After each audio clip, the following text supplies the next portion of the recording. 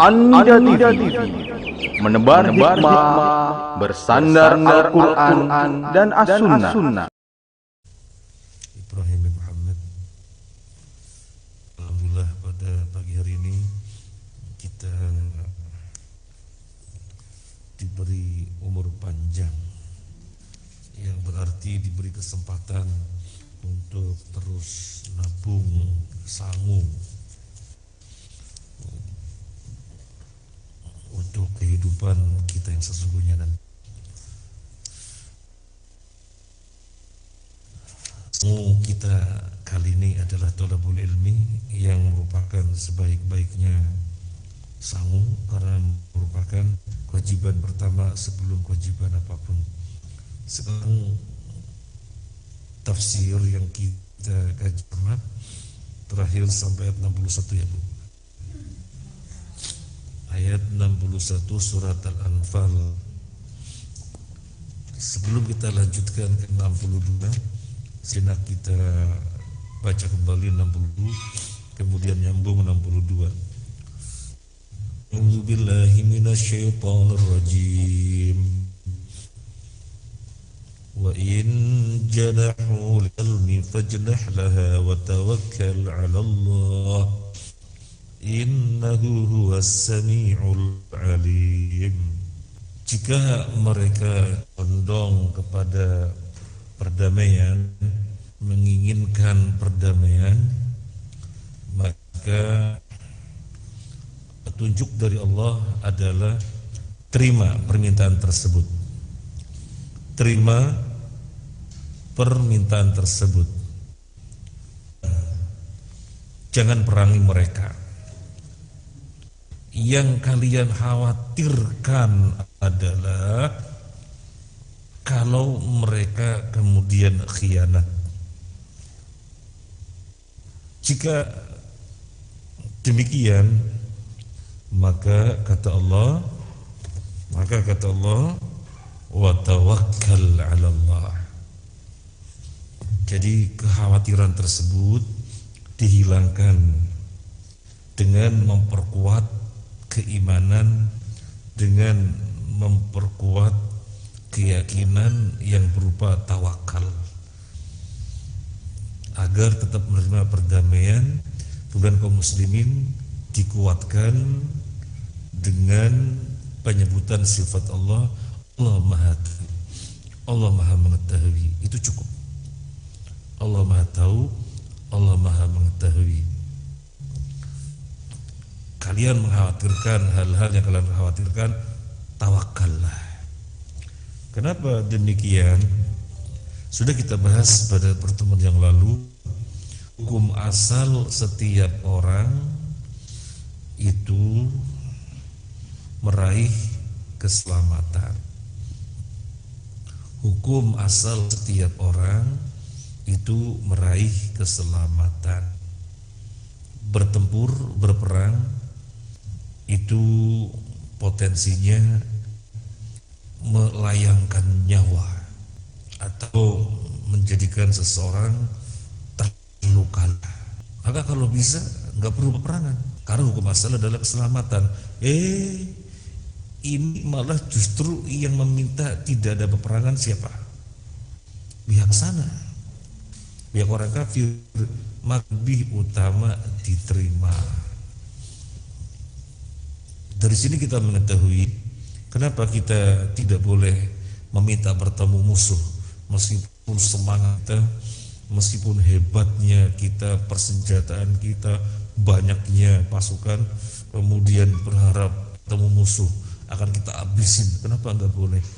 Karena hukum asal setiap orang adalah meraih keselamatan. Tapi kalau memang ada musuh, ya jangan lari. Kenyataannya berhadapan dengan musuh, ya jangan lari.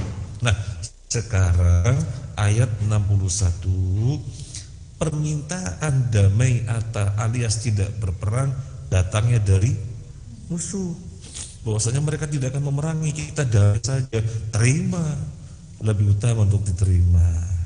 Nah, ini terakhir yang kita bahas. Sekarang kita lanjutkan 62.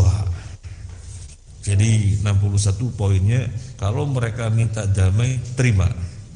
Jangan sampai tidak diterima.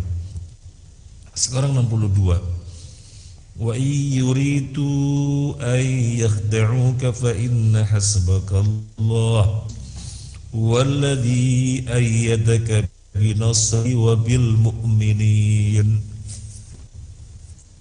Wa yuridu mati gak bunyi. Wahid isnan. Baik. Wa yuridu, jika mereka menghendaki ayyakhda'uka, untuk berkhianat kepadamu, melakukan tipu muslihat kepada, fa inna hasbakallah, maka sesungguhnya cukuplah bagi kamu wahai Muhammad Allah, ay kafika ma yu'dhika, Allah akan mencukupi kamu wahai Muhammad sesuatu yang akan menyakitkan kamu, sesuatu yang akan menjadikan kamu menderita. Allah lah al-qaim bimasalihika wa muhimmatika. Allah lah yang akan berbuat apapun yang terkait dengan kemaslahatanmu. Allah lah yang akan berbuat terkait apapun yang merupakan kepentinganmu.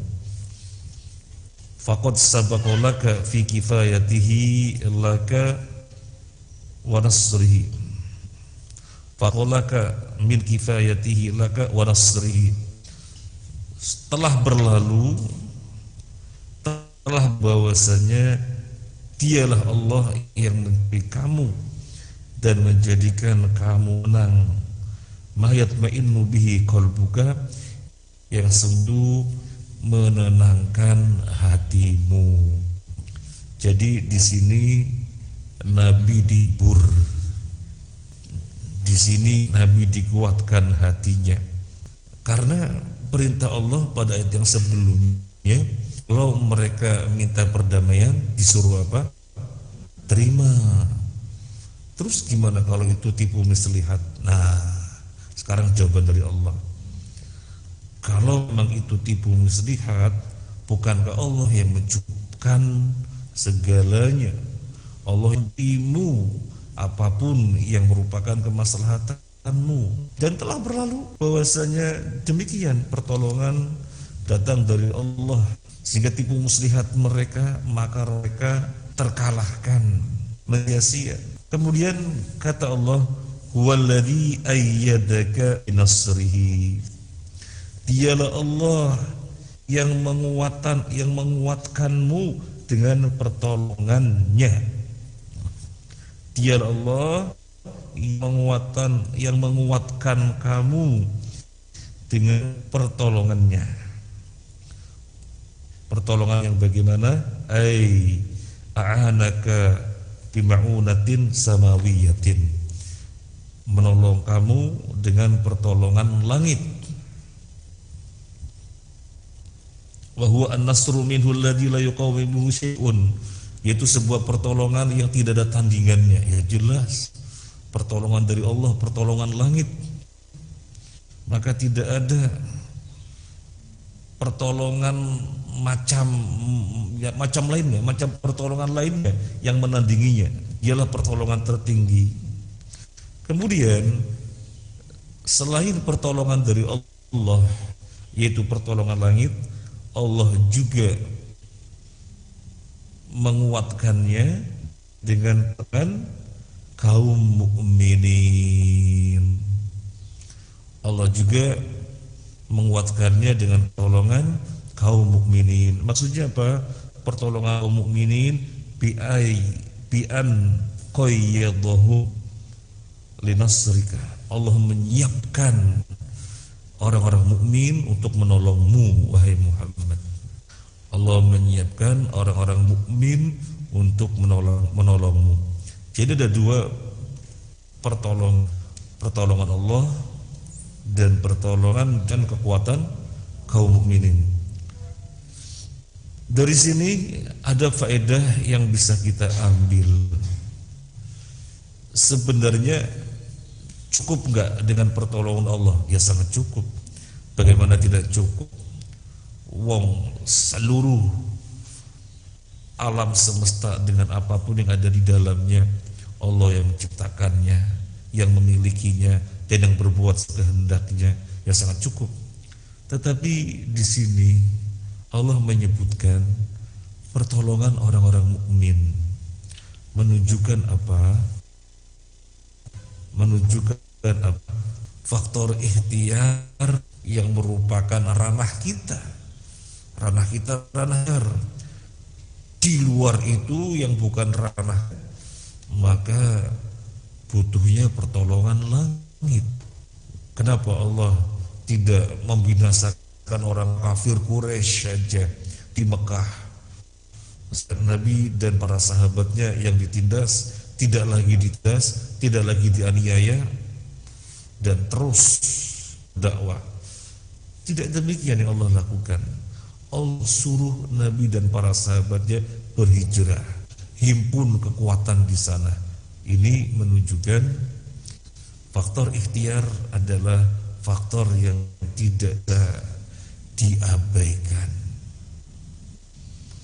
Gak bisa. Meskipun pada ayat yang sebelumnya menjumpai kalimat apa? Pada ayat yang sebelumnya ibu menjumpai kalimat apa? Ayat 61, mereka condong kepada perdamaian, terima permintaan mereka untuk berdamai itu, terima, dan tawakallah kepada Allah. Kalau mengkhawatirkan gimana, tawakal kepada Allah. Allah Maha tahu kok, Allah Maha mengetahui. Meskipun demikian, pada yang berikutnya tetap Allah mengingatkan satu hal penting, yaitu ranah ikhtiar, dengan menyebutkan Allah yang menolong kamu dan dengan orang-orang mukmin. Makanya dari sini kita lebih menguatkan wawasan kita lagi, salah kaprah orang yang merasa tawakal kemudian tidak berbuat apa-apa, salah kaprah. Sekedar contoh, misalnya kita ada mobil dan ketika kita tinggal itu setir mobil kita kunci setir. Orang bilang, lah ngapain digini-giniin? Saya jawab, biar lebih kuat tawakalnya.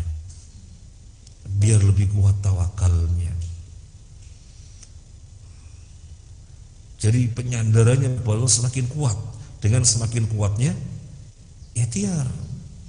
Jadi tidak sekedar pintu-pintu sudah ditutup kacanya, kemudian sudah kunci, tidak sekedar itu, tapi kita perkuat lagi, setir kita kunci, setir mobil kita kunci.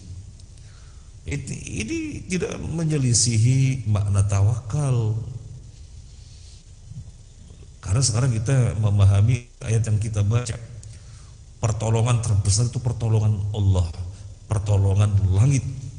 Kata Syekh Asadi, an-nasru, sebuah pertolongan, alladzi la yuqawimuhu syai'un, yang tidak ada tandingannya.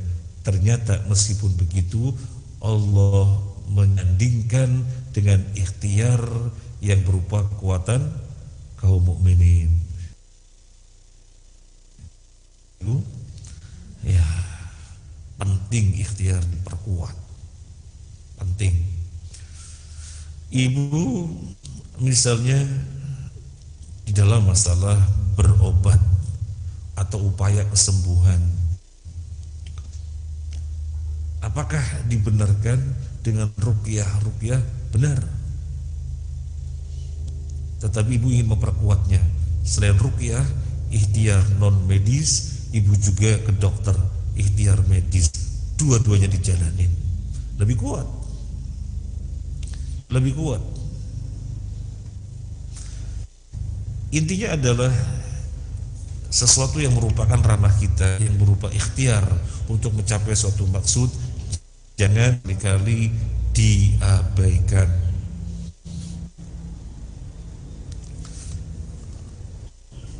Sekarang kita melanjutkan ayat yang berikutnya, ayat 63.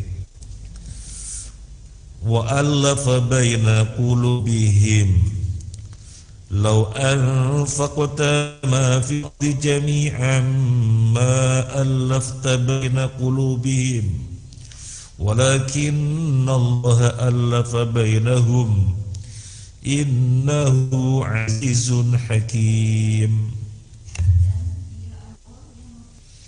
Siapa yang bisa menyatukan hati-hatinya manusia? Allah.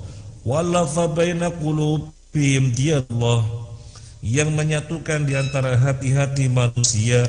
Fajtama'u wa atalahu wasdadat quwwatuhum, yang akhirnya mereka berhimpun bersatu, yang menjadikan mereka bertambah kekuatannya. Bisa babi istilahihim, dengan sebab persatuan mereka. Ini orang punya kekuatan, ini orang punya kekuatan, ini orang punya kekuatan. Kekuatan sendiri-sendiri, kelebihan sendiri-sendiri yang berbeda-beda. Tetapi kalau posisinya terpencar, tidak bersinergi, ya kekuatan yang terpencar-pencar. Tetapi bagaimana biar tidak terpencar-pencar, biar bisa bersinergi? Perlu disatukan hati, dan gak ada yang bisa menyatukan kecuali Allah. Allah lah yang menyatukan hati-hatinya manusia. Walam yakun hadza bisa'i ahad, gak ada siapapun manusia yang bisa menyatukan hati-hati orang. Wala biquwatin ghairi quwatillah, dan tidak ada suatu kekuatan apapun, dan tidak ada suatu kekuatan apapun yang bisa menyatukan hati-hatinya manusia, hati-hatinya orang. Yang bisa menyatukan hati hanyalah Allah Azza wa Jalla. Kenapa demikian? Karena Allah zat yang membolak-balikan hati. Karena Allah zat yang membolak-balikan hati. Bahkan dengan orang lain, ibu, orang yang satu nasab, satu darah, dan yang satu darah pun masih dekat, kakak adik kandung. Apakah mudah untuk satu persepsi di dalam segalanya? Enggak. Padahal satu darah, satu nasab, dan lebih dekat lagi. Bukan sekedar satu darah, satu nasab, tetapi satu darah, satu nasab yang sangat dekat. Kakak adik kandung. Tidak di dalam setiap geraknya, setiap keputusannya satu. Kemudian mudah bersinergi, enggak. Apalagi dengan orang lain. Lebih susah lagi. Maka dari sini Allah tegaskan, Allah lah yang menyatukan hatinya manusia. Orang mukmin, banyak orang mukmin. Kekuatannya masih memiliki kekuatan, kelebihan sendiri-sendiri. Ya kalau tidak bersatu, ya kekuatan terpencar-pencar. Maka Allah tekan orang-orang mukmin dengan kekuatan yang sendiri-sendiri, kelebihan yang macam-macam. Allah satukan hatinya, itulah.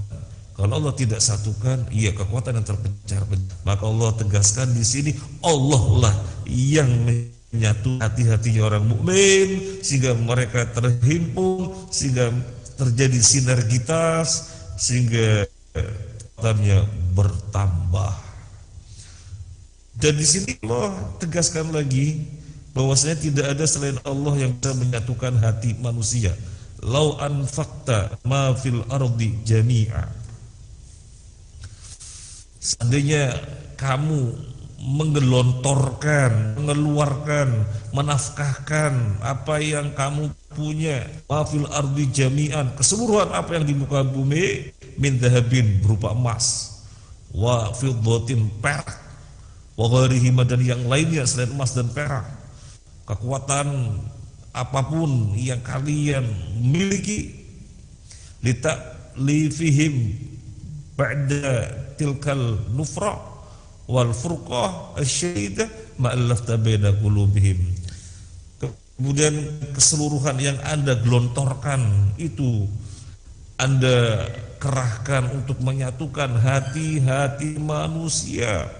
Setelah terjadinya perpecahan, setelah terjadinya perselisihan, nggak akan pernah bisa.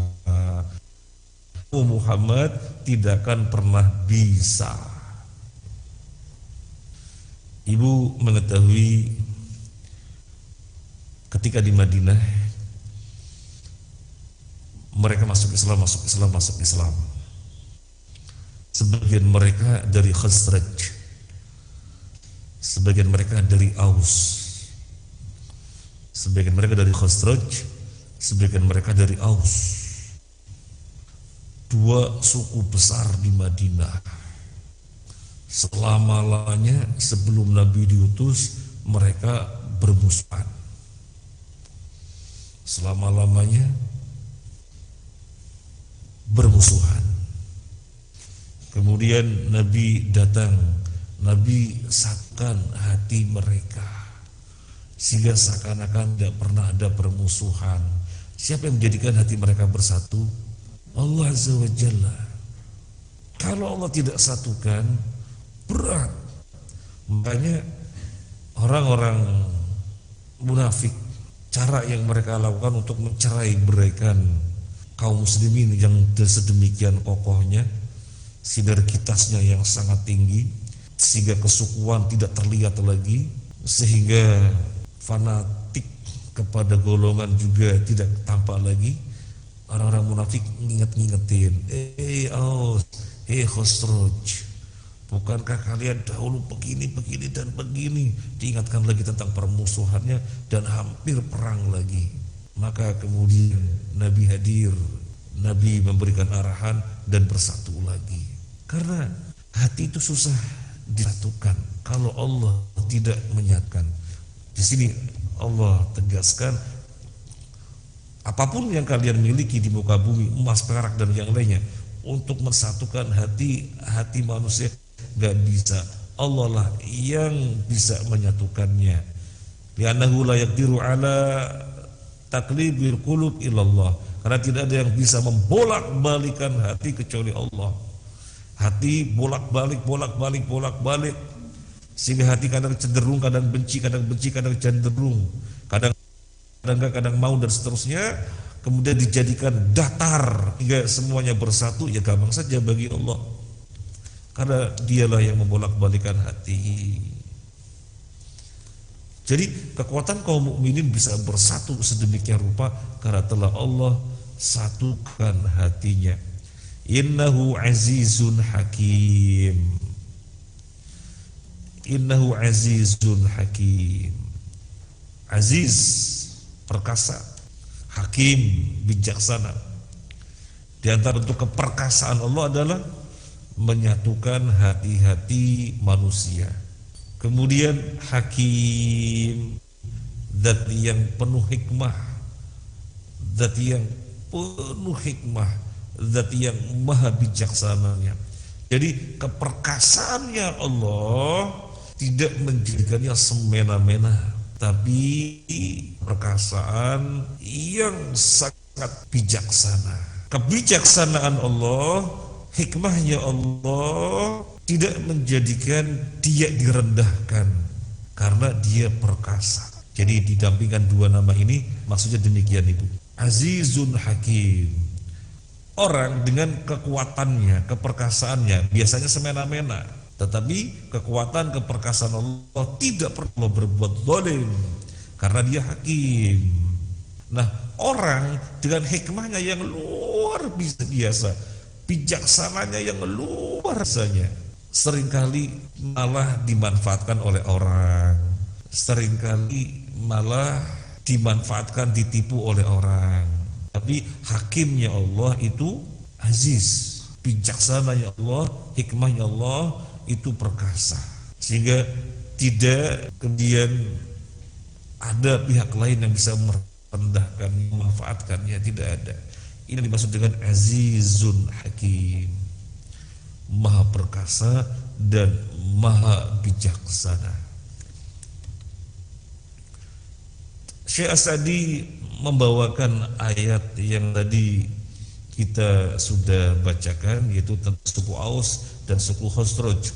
Wadhkuru ni'matallahi 'alaikum kuntum a'daan falafa baina qulubikum fasbahtum bi ni'mati ikhwana. Ingat kalian nikmat Allah yang besar kepada kalian. Kalian itu bermusuhan selama bertahun-tahun, bermusuhan. Kemudian Allah jadikan hati kalian bersatu, sehingga sebelumnya bermusuhan, saling benci, saling perang, seakan-akan tidak pernah terjadi. Kalian menjadi orang bersaudara. Nah, karena Allah lah yang menyatukan hati orang. Bismillahirrahmanirrahim.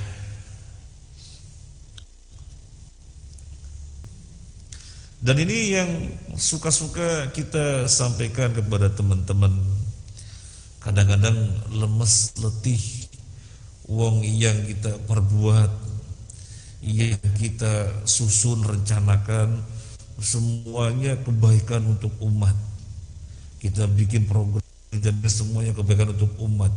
Meskipun begitu, tetap aja ada suara-suara sumbang, suara-suara yang tidak mengenakan. Ya, maka kita bilang, ya, kita mau berbuat baik kayak apapun tidak mungkin bisa menjadikan semua orang senang, karena Allah yang bisa menjadikan hati bersatu. Selain Allah nggak bisa. Akhirnya kita dengan memahami hal ini semakin kuat memanjatkan doa ya muqallibal qulub. Ini hikmahnya. Ya muqallibal qulub, tsabbit qalbi ala dinika wa ala ta'atik. Ya muqallibal qulub, tsabbit qulubana ala dinik. Atau kita memohon agar orang-orang yang selama ini tidak suka, tidak pro, tidak mendukung kita, kemudian bisa buka hatinya, karena ternyata yang kita perbuat kebaikan. Atas apa memusuhi, atas dasar apa tidak suka. Tetapi itulah manusia dengan hatinya sendiri-sendiri, maka engkaulah yang bisa menyatukan hati-hati tersebut. Ya muqallibal qulub. Baik Allah, jadi Nabi ingatkan selain pertolongan dari Allah, yaitu pertolongan dari kaum mukminin yang hatinya telah disatukan oleh Allah. Hatinya telah disatukan oleh Allah. Maka yang terjadi bagaimana? Yang terjadi di dalam peperangan, para sahabat itu semuanya rela yang mati, jangan sampai Nabi. Sehingga kalau ibu lihat sejarah orang menjaga Nabi dan dia mengatakan lebih baik leher saya yang kena anak panah daripada lehernya Nabi. Dan demikian mereka pasang badan agar jangan mengenai Nabi, sabetan pedang jangan mengenai Nabi, lemparan tombak jangan mengenai Nabi. Para sahabat patah pasang badan, dan sedemikian rupa hati mereka bersatu demikian karena Allah yang telah menyatukannya.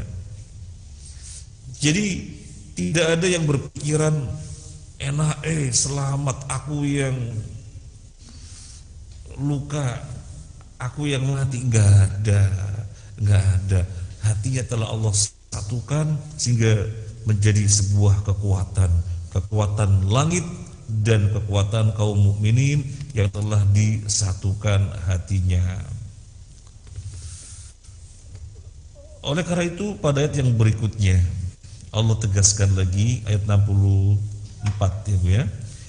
Ya ayyuhan nabiyyu hasbukallah wa manittaba'aka minal mu'minin.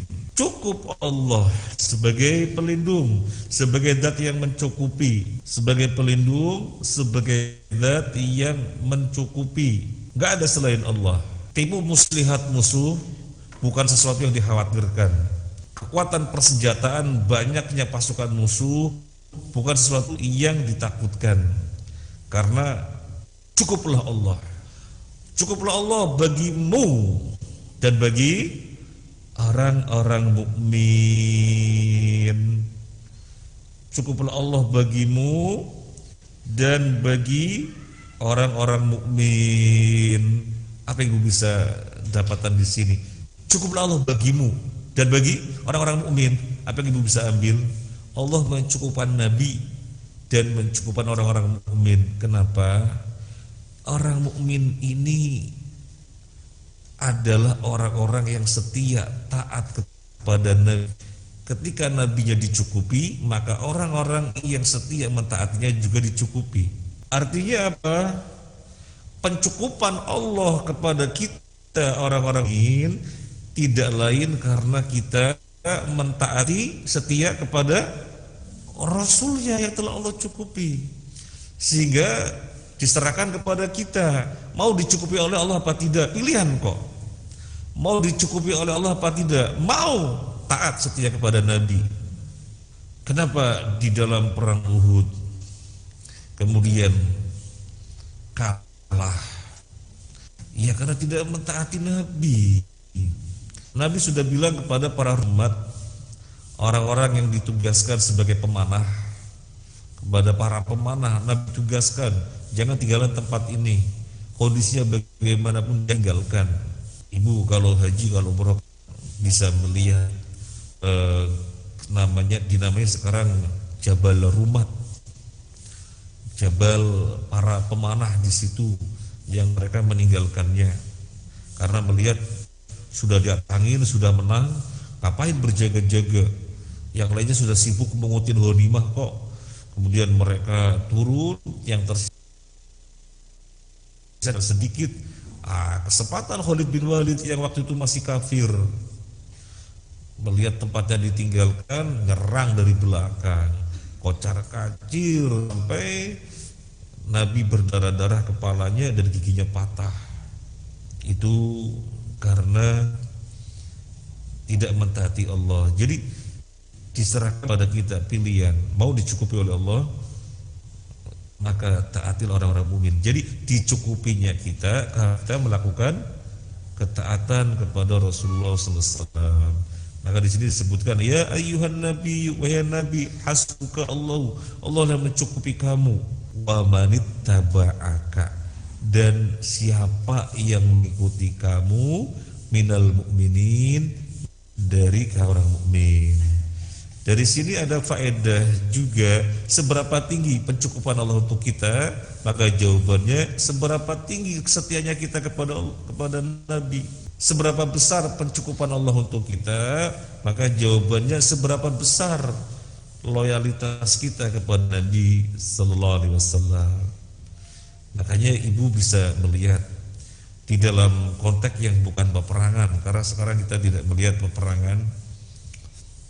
Negara mana yang Allah cukupi, maka jawabannya lihat seberapa tinggi loyalitasnya kepada syariat Islam. Yang ngobok syariat Islam, betapa kayanya alam, betapa banyaknya sumber daya alamnya, tapi menjadikan negerinya berantakan, utang banyak, nggak tahu mana. Tetapi negeri, masya Allah, yang sunnah tegak di sana, Malah orang melihatnya, kapan kerjanya? Kapan kerjanya? Tetapi namanya sholat jamaah terdepan, nggak ada syirik, kebahripah lojinawi, Masya Allah. Padahal secara sumber daya alam tanahnya tandus. Nah, jadi seberapa tinggi Allah cukupkan? Jawabannya seberapa tinggi kesetiaan kepada Nabi Sallallahu Alaihi Wasallam. Dan sekarang bisa dilihat pencukupan Allah untuk kita kaum muslimin. Ada orang yang secara harta kurang, nominalnya sedikit, tapi selalu tenang, adem, ayem, tentrem. Ya, disitulah letak loyalitasnya kepada syariat. Nah, yang lainnya hartanya banyak seabrek-abrek gitu ya, sampai ulang tahun anaknya dikasihnya bukan motor, dikasihnya proyek. Ulang tahun cucunya dikasihnya bukan, dikasihnya perusahaan. Tetapi kemudian, hai Nabi, Allah mencukupi kamu, dan siapa yang mengikuti kamu dari kalangan orang-orang mukmin. Kemudian yang berikutnya ayat 65. Ayat 65. Ya ayyuhan nabiyyu harridil mu'minina 'alal qital. Iyyakum minkum 'ishruna sabiruna yaghlibu mi'atain. Iyyakum minkum mi'atun yaghlibu alfam minal ladzina kafaru bi'annahum qaumun la yafqahun. Nah, setelah dikuatkan kejiwaan Nabi, bahwasanya kekuatan yang mencukupi siapa? Allah. Bahwasanya kemenangan yang mencukupi siapa? Allah. Setelah dikuatkan, sekarang diperintahkan, ya ayuhan nabi, wahai nabi, harriu, gerakanlah al-mu'minin alal qital, orang mukmin untuk berperang. Harriu, gerakanlah orang-orang mukmin untuk berperang. Jadi setelah dikuatkan, setelah dikuatkan kejiwaannya, dikuatkan keyakinannya bahwasanya Allah yang cukupi semuanya, sekarang Nabi diperintahkan, kobarkanlah orang mukmin untuk berperang. Hatsahum, akan mereka, wastan hadahum, bangkitkanlah mereka, ilaihi, kepada peperangan, bikul lima yuqawi azaimahum, dengan apa saja yang menjadikan mereka kuat mentalnya, wayan syata himamahum, dan menjadi semangat kemauannya, minat targhib fil jihad, dengan dikasih motivasi tentang jihad, dan diberi ditakut-takutin tentang lari dari jihad. Wa dzikri fadhil syajah was sabr, dan sebutkanlah kepada orang-orang mukmin tentang fadilah keberanian dan kesabaran. Wa ma yatarattabu ala dzalika min khairin fid dunya wal akhirah, dan lain-lainnya yang berdampak pada kebaikan dunia dan akhirat. Wa dzikri madaril juban, dan sebutkan kepada orang-orang mukmin tentang bahayanya pengecut. Wa nahu minal akhlaq ar-radhilah, bahwasanya pengecut itu bentuk akhlak yang buruk.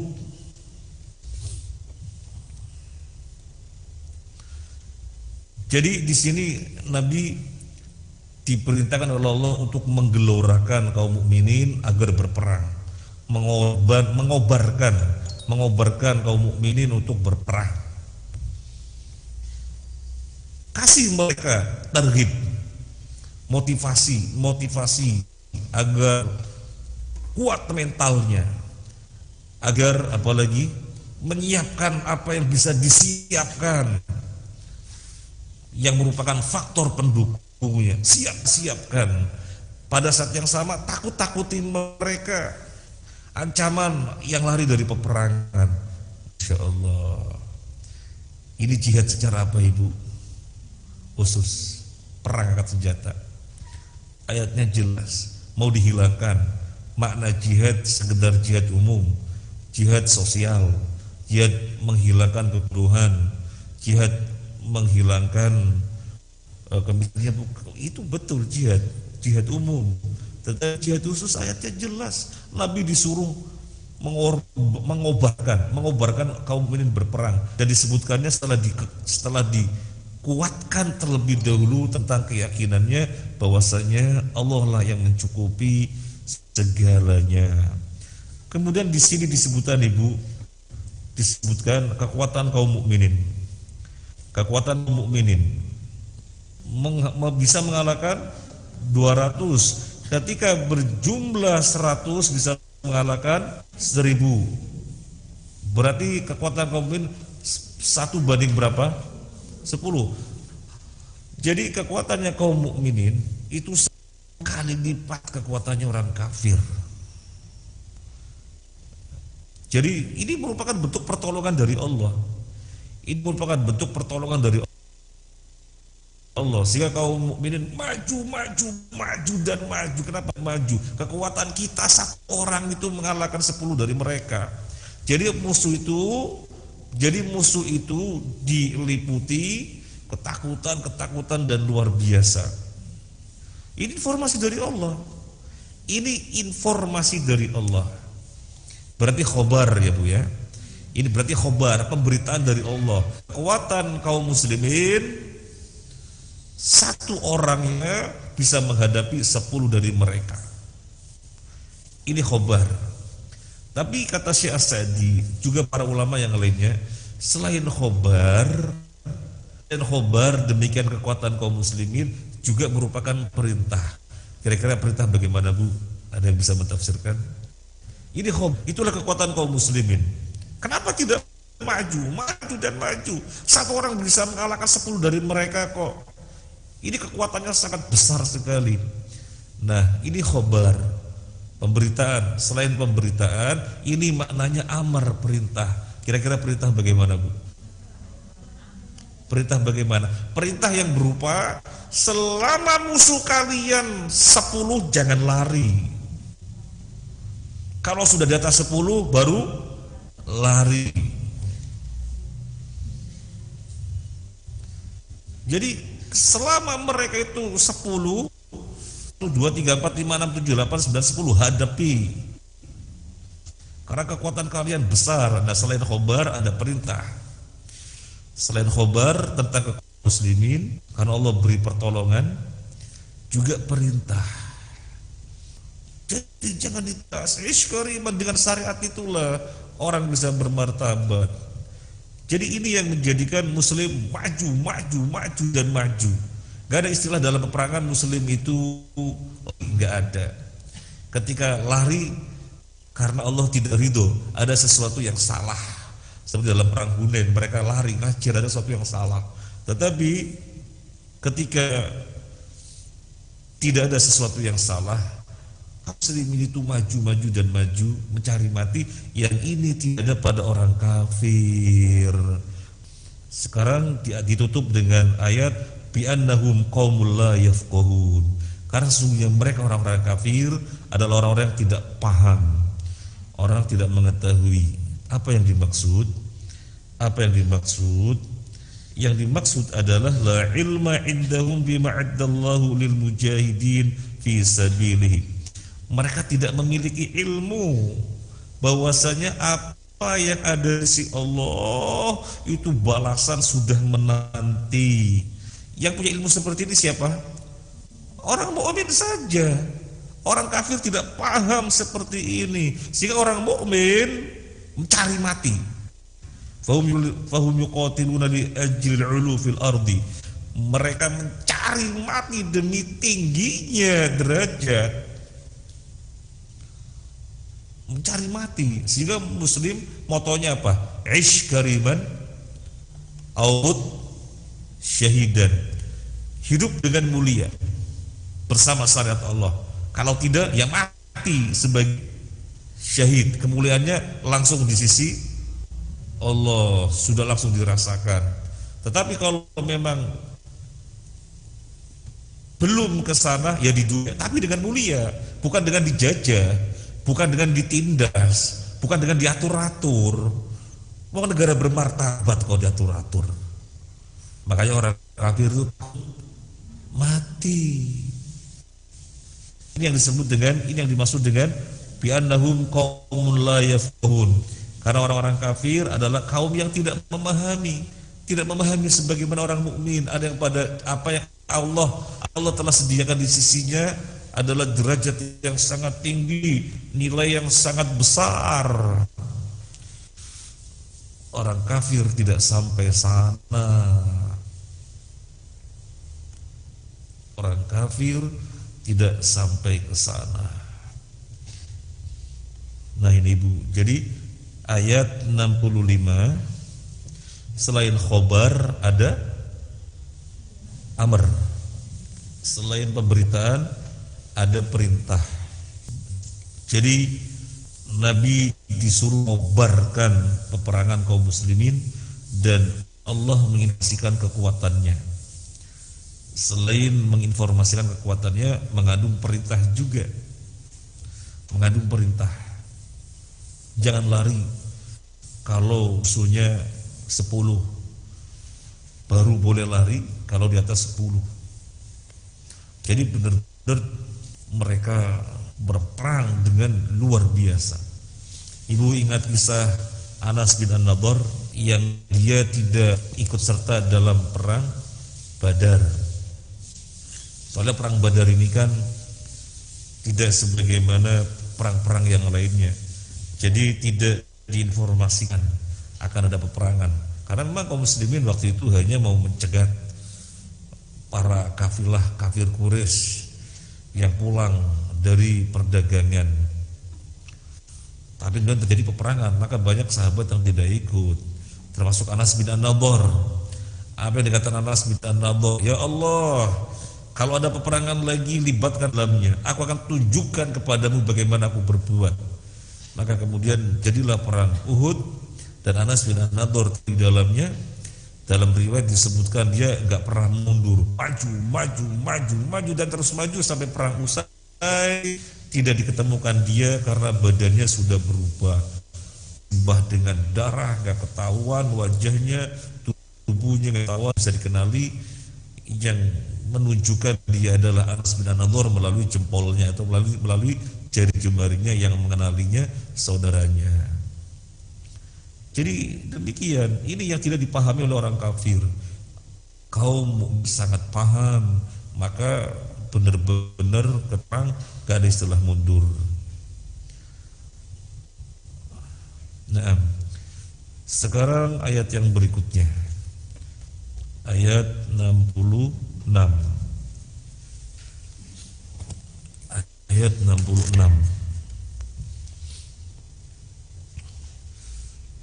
Al-ana khaffafallahu ankum wa'alima anna fikum dha'fa fa iyyakum minkum mi'atun sabiratun yaglibu mi'atain wa iyyakum minkum alfun yaglibu alfaini biiznillah wallahu ma'as sabirin. Ibu Ma'asyiral muslimin rahimakumullah, ayat ini banyak sekali penjelasan dari para ulama tentang tafsirnya, ya, sekali. Tetapi intinya adalah di dalam ayat ini Allah dengan hikmahnya Allah meringankan tanggung jawabnya orang muslim. Kalau sebelumnya satu menghadapi 10 baru lari, sekarang satu menghadapi 2. Karena kata Allah, jika kalian 100 mampu mengalahkan 200, jika kalian 1000 mampu mengalahkan 2000. Wallahu ma'as-sabirin. Allah senantiasa bersama dengan orang-orang yang sabar. Untuk suatu hikmah, tanggung jawabnya muslim di dalam peperangan diringankan. Bukan satu menghadapi 10, sekarang satu menghadapi 2. Sehingga ketika mereka 2 hadapi. Kalau sudah lebih dari 2, maka boleh lari. Apa saja, gak usah 10. Allah ringankan bebannya. Untuk apa, mah? Kenapa demikian? Hanya Allah yang tahu.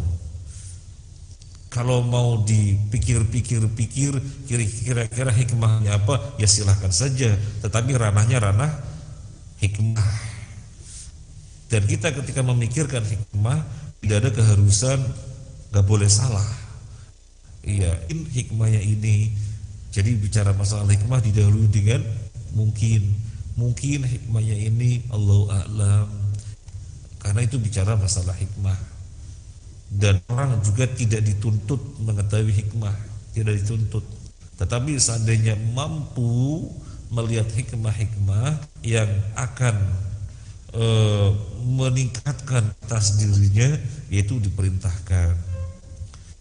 Nah, 1 hadapi 2, hadapi. Kalau lebih dari 2, boleh lari. Sekarang pertanyaan, apakah mutlak kalau jumlah mereka itu 2 kali lipat harus kita hadapi? Kalau kurang dari 2 kali lipat, misalnya begini, 100 menghadapi mereka berapa? 200 kita hadapi. Tapi kalau mereka nggak mencapai 200, mereka 150, kan berarti nggak 2 kali lipat. Apakah kita nggak boleh lari? Jawabannya kita bisa melihat ayat yang lain. Kalau memang lari untuk suatu strategi atau untuk bisa bergabung dengan kawan-kawannya yang lain, ya silahkan. Artinya lari untuk menghindarkan mudarat, silahkan. Ini yang disampaikan oleh Syekh As-Sa'di. Jadi tidak kemudian saklek kalau mereka 2 kali lipat kita harus hadapi.